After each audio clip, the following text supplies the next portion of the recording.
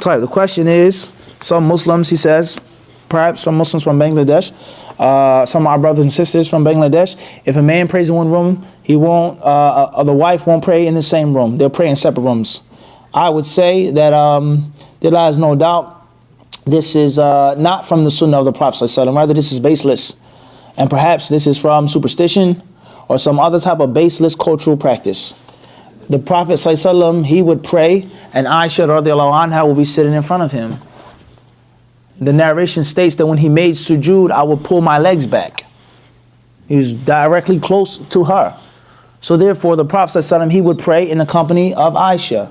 Another narration is the hadith of Abdullah ibn Abbas, in the Sahih, Sahih Bukhari and others, in which the Rasul alayhi salatu wasalam, he made Salah Qiyam al-Layl with Ibn Abbas and with who? Maymuna radiallahu anha. We also have another hadith that's collected in the Sahih, the hadith of Anas, and Anas's mother was who? Sulaym. So many different authentic hadiths in which the Prophet prayed with his wives, prayed with his family.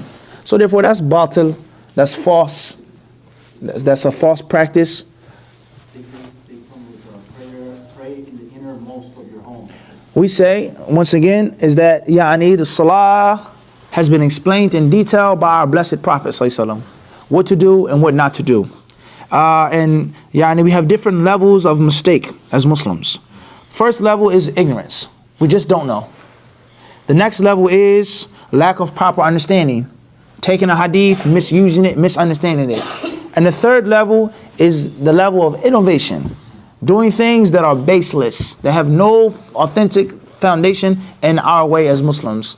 So we say here, from the harms of having ignorance of the Sunnah, is that it has to be replaced. And that is because a Muslim is spiritual. And every Muslim who's a Muslim, he wants to go to paradise. Everybody wants to go to Jannah. We want to please Allah ar-Rahman subhanahu wa ta'ala. But how are you going to please ar-Rahman?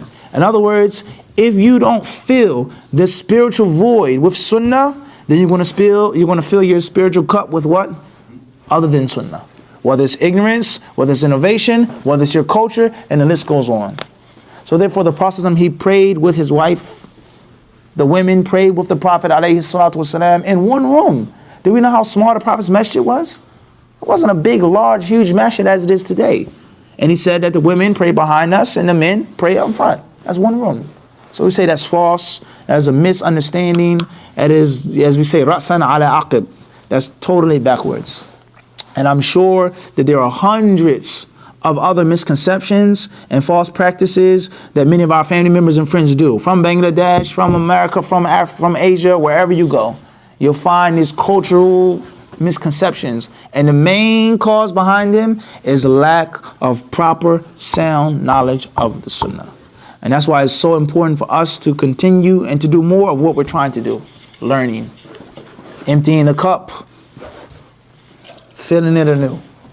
But it has to be something pure, something authentic that you put into that cup. The cup cannot remain empty, nor can it be half and half. It has to be good tea. Authentic blend. Everybody understand this? Organic.